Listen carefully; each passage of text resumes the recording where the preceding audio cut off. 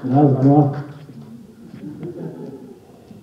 Som sa chcel ešte jednu vec opýtať. Bude platiť, keď vás volia, alebo ja vám to želám, že keď nám bude ťažko, pomôže nám ťažko, jak platilo v 89. A ešte jednu vec, že nemáte ten dojem, že v súčasnej dobe, no je pre niektorých ľudí je autorita pravdou a nie pravda autoritou? No, to je história.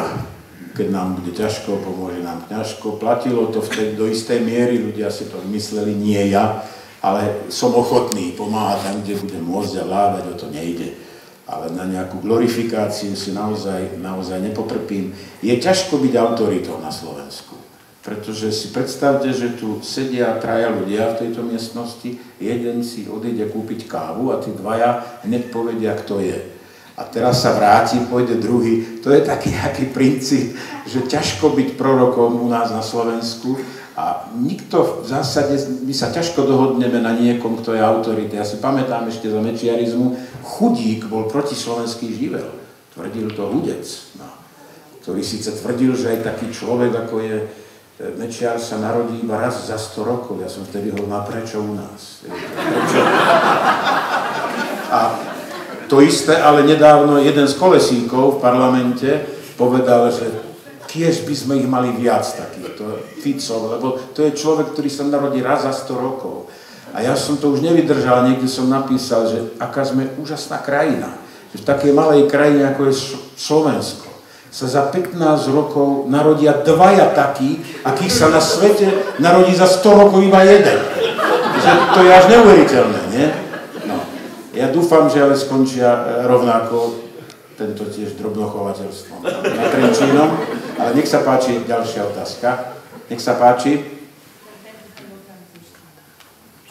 Bude to v slovenčine. Ale v slovenčine môžeme ešte v ruštine. Nie. No, говорите по-русски. No.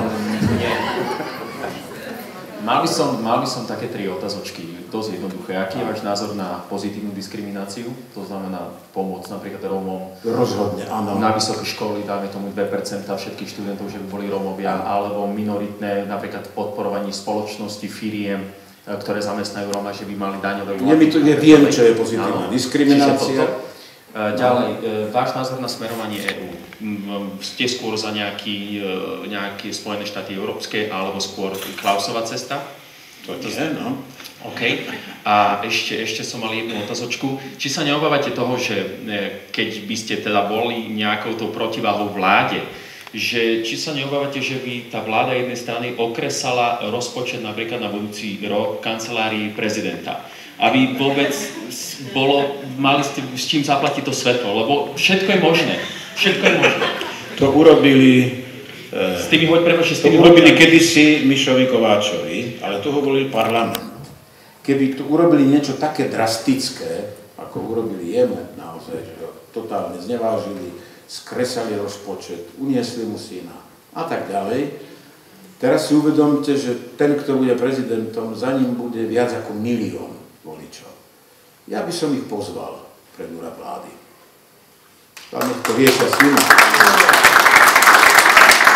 Určite. A ak by ma chceli podporiť, tak by prišli. Ak by ma nechceli podporiť, bolo by to zle, ale aj pre nich. Takže bez nich ten prezident, ako som už tu hovoril, to jednoducho nejde. Musí byť tento kontakt, musí byť tá spätná väzba, musí byť tá legitimita. Bez toho to nepôjde. No. Európska únia je živý organizmus a vidíme tam tendencie od Británie, ktorá chce z toho vycúvať, až po niekoho, kto tam chce za každú cenu ísť. Ale otázka teraz nestojí celkom takto. Tie krajiny, niektoré tam už sú, alebo sú v prístupovom konaní. Keď splnia kritéria, tak tam budú. Ale pokiaľ ide o krajiny, ktoré by tam mali byť a nie sú, tak je dôležité, aby sme robili všetko preto, konkrétne mám na mysli Balkán teraz. Pretože Európska únia nebude nikdy serióznym globálnym hráčom na riešenie veľkých problémov alebo aj regionálnych problémov, ak bude nestabilná. Balkán je nestabilný. Na dobrej ceste je, ja neviem, Chorvátsko, Slovinsko, ale Čierna Hora, Bosna, Srby. Inak dobre, že sme sa zachovali vo vzťahu ku Kosovu tak, ako sme sa zachovali. 5 štátov vlastne Európskej únie, lebo nestratili šancu. Viete, že majú šancu ísť do Európskej únie, je tam ešte Albánsko, Moldavsko, toto by malo patriť do Európskej únie, Ukrajina tiež, ale je to komplikované. Je to komplikované, už sme hovorili o Ukrajine a potrvá to niekoľko rokov, ale je to určite v našom záujme. A pokiaľ ide o nejakú federalizáciu, alebo skrátka jednoštátie, určite nie. Uvedomte, my spájame záujmy, nie krajiny. A ja to teraz zjednoduším, ale nič, čo povedie k užšej integrácii Európy, aby bolo nevýhodné pre našu krajinu, v žiadnom prípade nebudem podporovať. V prvom rade to musí byť výhodné pre túto krajinu, aby sa to stalo potom nejakým spoločným pravidlom Európskej únie. No a bez nás to zase nepôjde, lebo v mnohých prípadoch je právo veta, v mnohých prípadoch sa vieme spájať s inými malými krajinami, teda záujmy, a reprezentovať ich podstatne širším zástojom, než každá malá krajina osobitne. Takže nič také nehrozí, to sú len také prosto teórie, ktoré nikam nepovedú. Toto musí byť, v tomto treba byť konzervatívny. Naša krajina je v prvom rade, potom je Európska únia. To platí aj pre Euroval a tak ďalej, ale tam už je to na dobrej ceste, že už nebudeme zachráňovať banky, tie budú zachráňovať veritelia a majitelia a peniaze si budú požičiavať štáty, ale nie banky. Čiže tieto veci sú, myslím, na dobrej ceste. Takže takto k Európe. A ešte tam bola otázka rómska. V niektorých obciach to vyriešili úplne geniálne tí starostovia. Viete, že pošlú autobus ráno do rómskej osady, ale sú dohodnutí samozrejme s rodičmi. Nastúpia deti, odvezú do spoločných sprch, dajú im zubné kefty, umýjú si zúbky, odvezú do školy a potom odvezú domov. Toto by sme mali robiť ale vo veľkom, ako jednu z vecí. Druhý problém, rodičia musia byť zodpovední za svoje deti. Keď by ste tu mali niekde v susedstve, ja neviem, človeka, ktorého dieťa trojročné behá v zime, bosé alebo nahé po snehu, tak zavoláte sociálku. To nie je predsa mysliteľné. Nech si konajú svoje povinnosti aj sociálky. Nech postihujú rodičov, lebo povinná školská dochádzka je predsa. A tak ďalej, a tak ďalej.